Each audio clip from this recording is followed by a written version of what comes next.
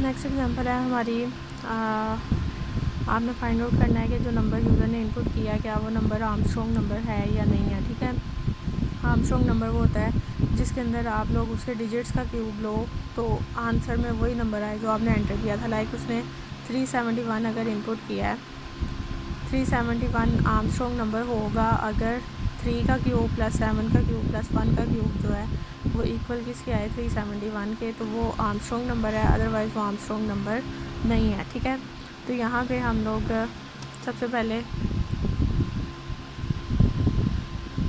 Enter a number, एक user को कहेंगे एक नंबर एंटर करो, सीन नंबर। यूज़र ने हमें क्या एंटर कर दिया नंबर, लाइक उसने हमें यहाँ पे क्या इनपुट कर दिया 371। ठीक है, n is equal to number, n में भी हमने क्या रखवा दिया जो नंबर की वैल्यू है वो हमारे पास क्या है 371। सम में 0 है, while n is not equal to 0 तब तक लूप चले जब तक n के अंदर क्या ना आ जाए 0। अभी इसके अंदर क्या है 371 है, जब तक 0 नहीं आएगा तब तक ये लूप चलती रहेगी। ठीक है, r is equal to n mod 10, n mod 10 है, n की वैल्यू क्या है हमारे पास 371। 371 को अगर हम 10 के साथ डिवाइड करें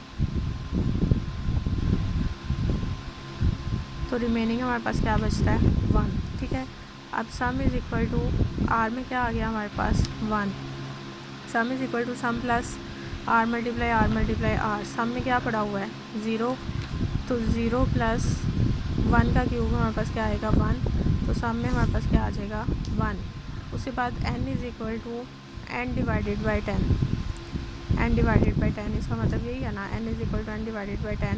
अभी हमने n जो कि हमारे पास 371 था उसको हमने 10 के साथ डिवाइड किया था तो हमारे पास आंसर में क्या आया था 37।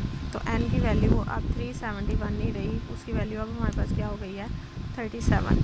ठीक है, अब दोबारा से कंडीशन चेक होगी, while n is not equal to 0, n में क्या पड़ा हुआ है 37 is not equal to 0, condition हमारे पास क्या हो गई ट्रू। अब हमने दोबारा से r is equal to n modulus 10 करना है। n की वैल्यू क्या है हमारे पास 37 को 10 के साथ डिवाइड करो, 10 3 ज़ा 30, रिमेनिंग हमारे पास क्या बचता है 7। ठीक है, दोबारा से करेंगे sum is equal to sum plus r multiply r वाली वैल्यू, r में हमारे पास अब क्या आ गया हुआ है 7। ठीक है, 7 का क्यूब, सम में 1 पड़ा हुआ है प्लस 7 का क्यूब, जो भी आंसर आएगा वो किसको साइन हो जाएगा सम वाले वेरिएबल को। n is equal to n divided by 10 है, अभी हमने डिवाइड किया था तो हमारे पास इसमें क्या आ गया था 3।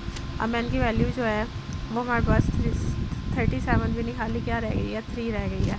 3 is not equal to 0, condition true है। r is equal to n divided n modulus 10 है, 3 मॉडुलस 10, 10 0 0, रिमेनिंग हमारे पास क्या बचता है 3।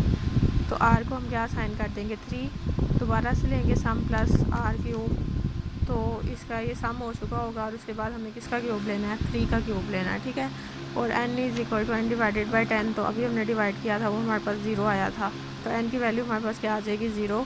अब कंडीशन चेक होगी 0 is not equal to 0, condition false हो गई तो हम लूप से बाहर आ जाएंगे। वहाँ पे अब कंडीशन चेक करेंगे इस sum is equal to number, sum में क्या पड़ा होगा इन सब का क्यूब लेके जो आंसर आया वो पड़ा होगा, यानी कि 371 इज़ इक्वल टू नंबर वाले वेरिएबल में अभी हमारे पास क्या पड़ा हुआ है 371। तो अगर ये दोनों इक्वल हैं तो नंबर आर्मस्ट्रॉन्ग है, अगर इक्वल नहीं है तो नंबर आर्मस्ट्रॉन्ग हमारे पास नहीं होगा। ठीक है, उसके बाद नेक्स्ट है हमारे पास write a program that input number until the user enter a negative number. तब तक हमने यूज़र से इनपुट लेते रहना है जब तक यूज़र जो है वो नेगेटिव नंबर ना शो कर दे, इनपुट ना कर दे। The program calculates the average maximum and minimum of all the positive number, जो उसने एंटर किया उसकी आपने मैक्सिमम मिनिमम और एवरेज को फाइंड आउट करना है। ठीक है, यहाँ पे हमने कुछ वेरिएबल्स डिक्लेयर किए हुए हैं। ठीक है, सम को इनिशियलाइज़ हमने 0 से करा दिया और काउंट को भी हमने किसके साथ करा दिया 0 से इनिशियलाइज़ करवाया। एंटर पॉजिटिव नंबर, एक नंबर यूज़र से इनपुट में लेना, सीन नंबर, सपोज उसने पहली दफ़ा हमारे पास इनपुट कर दिया 3। अब मिनिमम इज़ इक्वल टू 3 और मैक्सिमम में भी हमारे पास क्या आ जाएगा 3, क्योंकि अभी तक एक ही नंबर है हमारे पास। उसके बाद अब हमने कंडीशन लगाई है while number is greater than equal to 0, अगर तो 0 से ग्रेटर है, हमारे पास नंबर में क्या पड़ा हुआ है 3 is greater than 0, condition true हो गई। तो हमने क्या किया sum is equal to sum plus number, sum में 0 था, 0 प्लस 3, हमारे पास सम में क्या आ जाएगा 3, और काउंट के अंदर 0 था तो अब क्या हो जाएगा 1। उसके बाद कंडीशन चेक करेंगे if number is greater then maximum, number में क्या पड़ा हुआ है 3 और मैक्सिमम में भी 3 पड़ा हुआ है, 3 इज़ ग्रेटर दैन 3, ये कंडीशन फॉल्स हो गई, या 3 इज़ लेस दैन 3, ये कंडीशन भी फॉल्स हो गई, ठीक है। तो एंटर पॉजिटिव नंबर, हम उसे कहेंगे कि एक और पॉजिटिव नंबर एंटर करो, ठीक है, सीन नंबर। उसे सपोज करो इस दफ़ा हमें इनपुट में क्या दे दिया 2, अब 2 के लिए चेक होगी condition 2 is greater than 0, condition true है। Sum is equal to sum plus number, sum में क्या पड़ा हुआ है 3 प्लस 2, हमारे पास सम में क्या आ जाएगा 5, काउंट के अंदर 1 था तो अब 1 का इंक्रीमेंट होगा तो क्या हो जाएगा 2। If number is greater then maximum, number में क्या पड़ा हुआ है 3, नंबर में अब क्या पड़ा हुआ है हमारे पास 3 नहीं पड़ा हुआ, अब नंबर में क्या है 2 और मैक्सिमम में अभी भी 3 है, 2 is greater than 3, condition false हो गई तो ये नहीं चलेगी। एल्स इफ में 2 is less then 3, condition true हो गई, तो मिनिमम में कौन सी वैल्यू आ जाएगी, जो नंबर की वैल्यू है, मिनिमम में हमारे पास क्या आ जाएगा 2, और फिर हम उसे कहेंगे कि एक और पॉजिटिव नंबर एंटर करो, ठीक है। सपोज इस दफ़ा उसने -1 एंटर कर दिया, तो -1 इज़ ग्रेटर दैन 0 है, कंडीशन फॉल्स हो गई, हम इस लूप से क्या करेंगे, टर्मिनेट हो जाएंगे। हम कंडीशन चेक होगी, if count is equal to 0, हमारे पास काउंट क्या है 2 है, अगर 0 होता मतलब तो फिर हमने कोई भी पॉजिटिव नंबर एंटर नहीं किया, पहली दफ़ा ही यूज़र ने क्या कर दिया है, नेगेटिव नंबर को एंटर कर दिया। और अगर ऐसा नहीं है, एल्स में जाएंगे, हम उसका एवरेज कैलकुलेट करेंगे, सम डिवाइडेड बाय काउंट, यहाँ पे सम में क्या था 5 डिवाइडेड बाय 2, तो जो भी आंसर आएगा वो एवरेज को मिल जाएगा। You entered count numbers, like हमने 2 नंबर्स एंटर किए हैं तो यू एंटर 2 नंबर्स, एवरेज उनका ये है, मिनिमम में हमारे पास 2 पड़ा हुआ है और मैक्सिमम में हमारे पास क्या पड़ा हुआ है 3 पड़ा हुआ है, ठीक है। तो ये हमारे पास क्वेश्चन हो गया।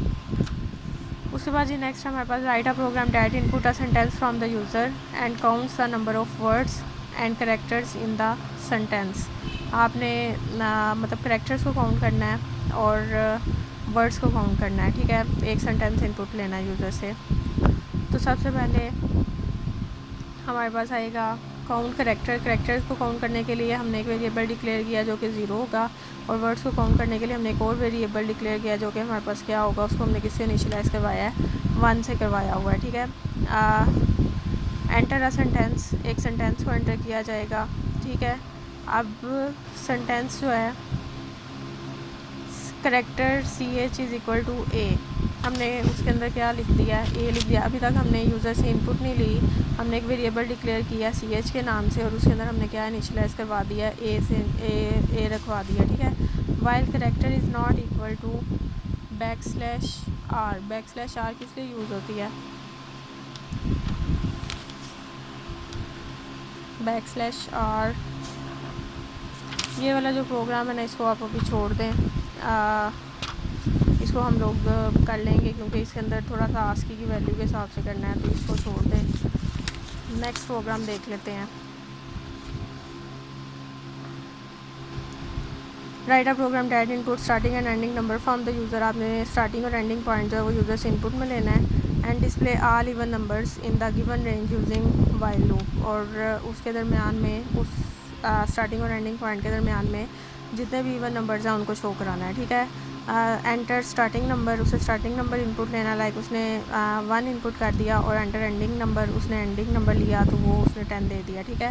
n is equal to s है, n को हम n के अंदर हमने क्या रखवा दिया 1 से लेके तब तक चले जब तक e यानी कि 10 ना आ जाए, 1 से लेके 10 तक ये लूप चलनी चाहिए।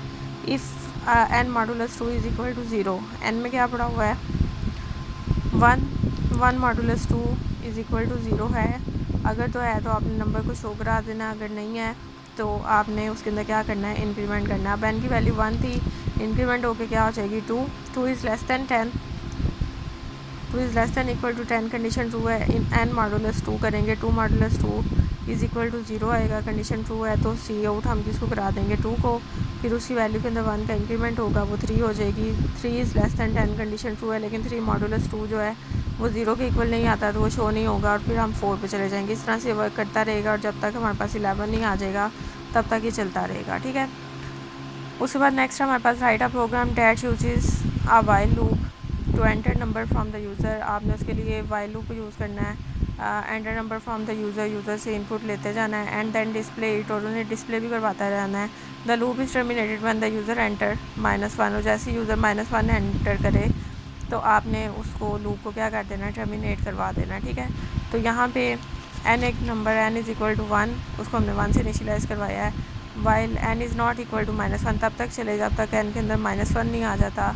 हम यूज़र से क्या लेते जाएंगे, इनपुट लेते जाएंगे, enter a number seen n, वो इनपुट देगा, देन हम उस इनपुट को क्या करेंगे, डिस्प्ले करवा देंगे, ठीक है। तब तक चलेगा जब तक -1 नहीं आ जाता। 10 दफ़ा चल सकता है, 100 दफ़ा चल सकता है, 1 दफ़ा चल सकता है, ठीक है। तो जैसे ही उसने -1 इनपुट किया तो आपके पास प्रोग्राम क्या हो जाएगा, हमसे लूप से टर्मिनेट हो जाएगा और हमसे क्या शो करवाएंगे, एंड ऑफ द प्रोग्राम। उसके बाद जी नेक्स्ट है हमारे पास 6.16। चलें बस यहाँ तक इसको कर लें, बाकी फिर कल मैं आपको करवा दूँ।